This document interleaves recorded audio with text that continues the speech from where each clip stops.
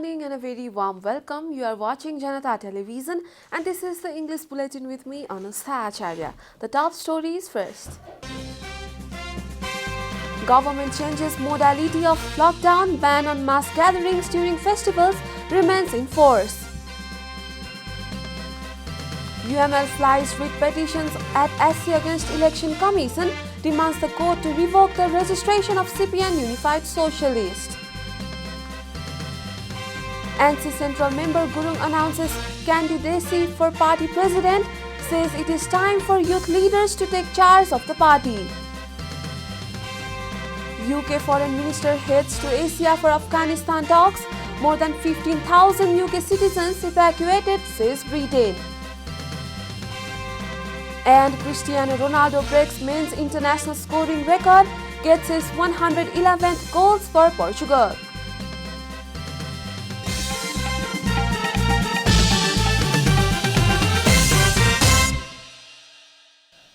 And now the news in detail. The government has changed the modality of the extended lockdown. A meeting of the chief district officers of the 3 districts of the Kathmandu Valley on Wednesday changed the modality of the prohibitory order that was imposed on April 29. Following the meeting, Chief District Officer of Kathmandu Kali Prasad Parajuli stated that the government has removed the term prohibitory from prohibitory order and imposed a new order effective from September 2. According to CDO Parajuli, the new order will remain in force till September 16. Issuing the order on Wednesday, the administration offices urged everyone to strictly follow health protocols while observing the festivals. There must not be gatherings, crowd, rallies, feasts and festivals, but symbolic celebration. According to Parajuli, schools in the Kathmandu Valley have been ordered to close for the time being because children under the age of 18 have not been vaccinated. The school could be run in coordination with the COVID District Crisis Management Center, according to Chief District Officer Parajuli.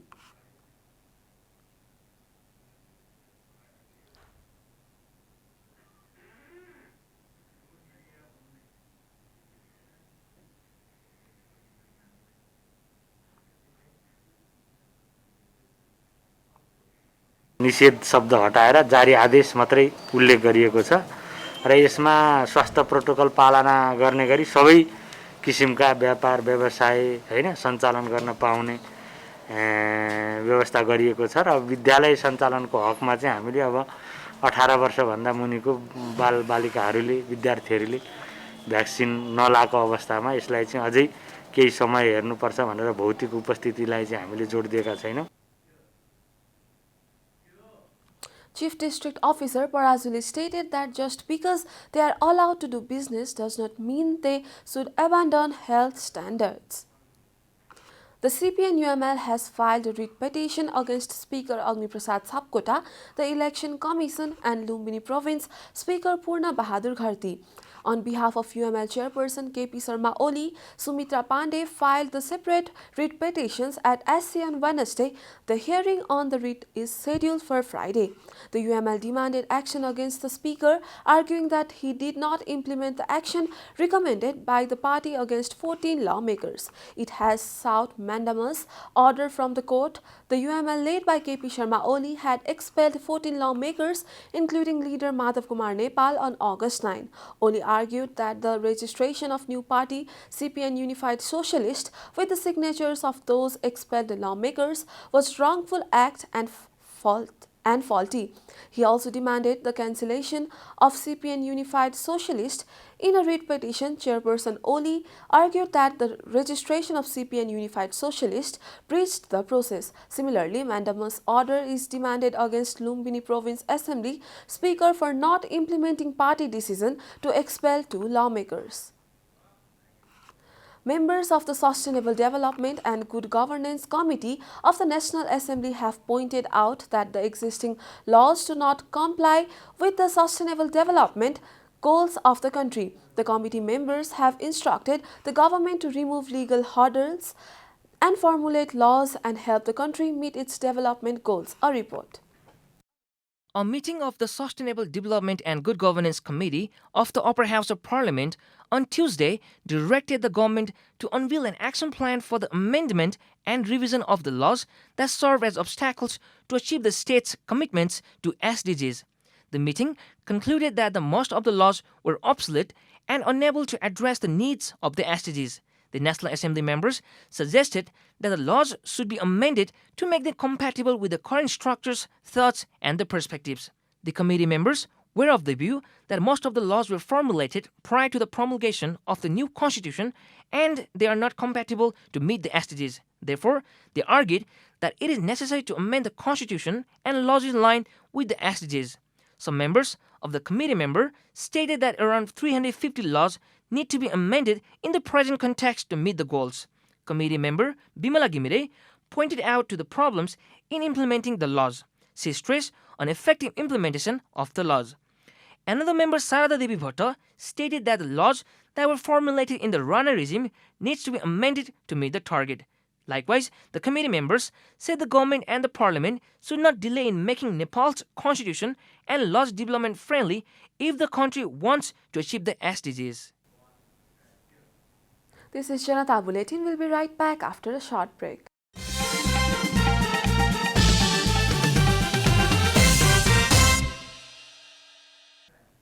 Welcome back after the break. We continue with other national news.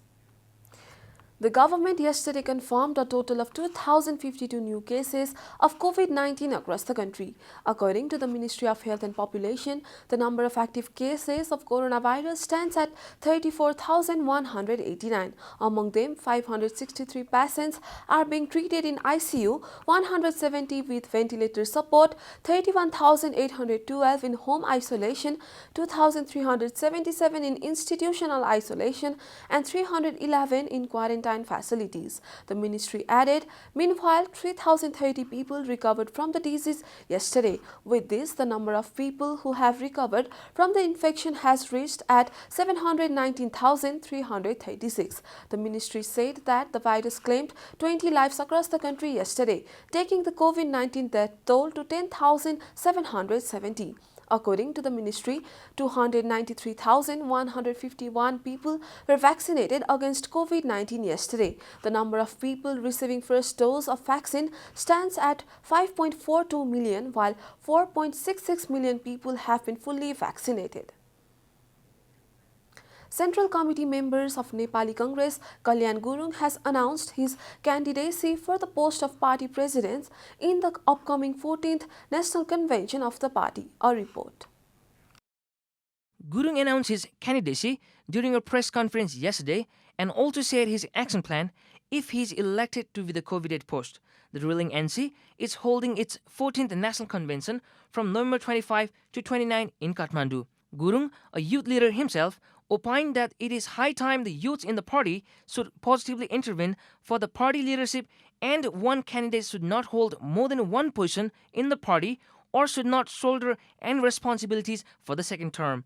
He said that a limited section of people from women quota, indigenous community, Dalit, Madesi and backward community and Khas area have benefited from the reservation system. When does a new leadership get a chance? He questioned.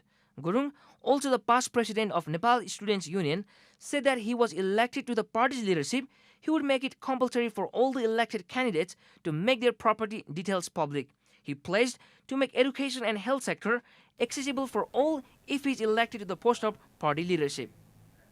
And now the news from economic front.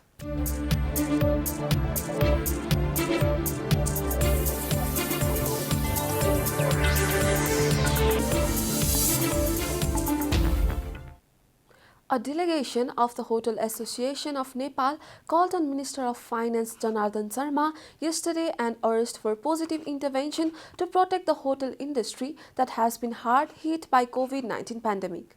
The team, led by Hans President Srijana Rana, appraised Minister Sharma about the problems faced by the hotel industry and presented a recommendation letter on how to protect the hotel industry. Upon receiving the recommendation letter, Sharma acknowledged that the hotel industry was hardest hit by the ongoing pandemic and placed utmost support from the government to protect this industry.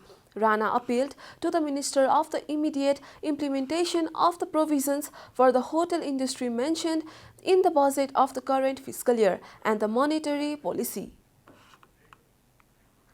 Time for a short break here at Janata Bulletin. Stay tuned for sports news.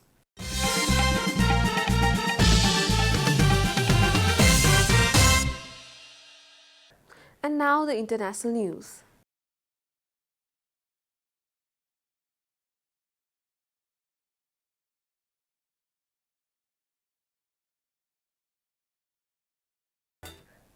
UK Foreign Secretary Dominic Raab headed to the region around Afghanistan on Wednesday in a push to rescue stranded British citizens and Afghan allies amid strong criticism of the government's chaotic evacuation effort.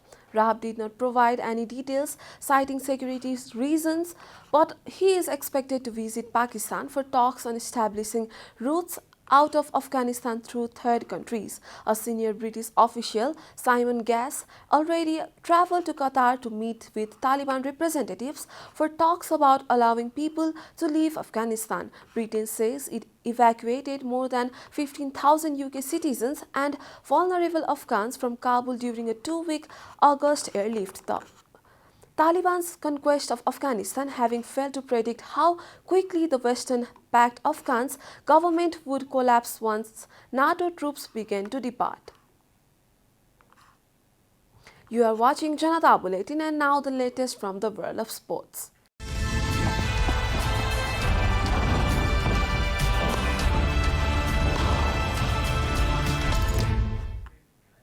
Cristiano Ronaldo broke the world record for goals scored in men's international football as he hit his 110th and 111th goal for Portugal in their dramatic 2-1 World Cup qualifying win over the Republic of Ireland. Cristiano Ronaldo broke the men's all-time international scoring record as his late goals secured a dramatic 2-1 win for Portugal in the World Cup qualifier against the Republic of Ireland. Heading into the 89th minute, Stephen Kenny and his side were on the cusp of the famous victory at the Stadio Algarve and the first points of the campaign. They were also two most identical goals too, with Goncalo Goetz firing in the first cross, which was noddled home by the Portugal captain to break Oli Dial's record. Then, with the last kick of the game, João Mario sent in a similar ball, which Ronaldo again headed past Gavin Bazunu to take his tally to 111 international goals. Novak Djokovic began his bid for a calendar Grand Slam by eventually easing through against injured Danish qualifier Holger Rune on a US Open. Djokovic won 6-1, 6-7, 6-2, 6-1 as Rune, 18, was hampered by cramp from the third set of the Grand Slam debut. German fourth seed Alexander Zverev started his bid with a straight set victory against American Sam Querrey. Zverev is looking to add a first Grand Slam title to the Olympic gold he won in Tokyo at the start of August. Djokovic bid to become the first man to win a Golden Slam, all four Grand Slam and the Olympic title in the same year, was ended by Zverev in the Tokyo 2020 semi-finals. You are at the end of Janata Bulletin, and the headlines once again. Government changes modality of lockdown, ban on mass gathering during festivals remain in force. UML files writ petition at SC against Election Commission, demands the court to revoke the registration of CPN Unified Socialist. NC Central member Gurung announces candidacy for party president, says it is time for youth leaders to take charge of the party.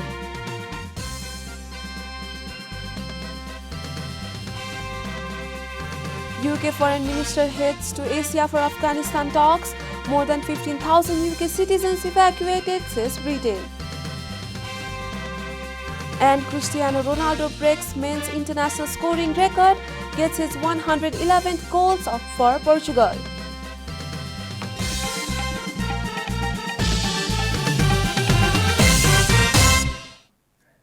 And that's all from the English News Desk for today. You can follow Janata Television and our programs on various social media platforms, including on our website janatasamachar.com. Keep watching Janata Television. Namaste.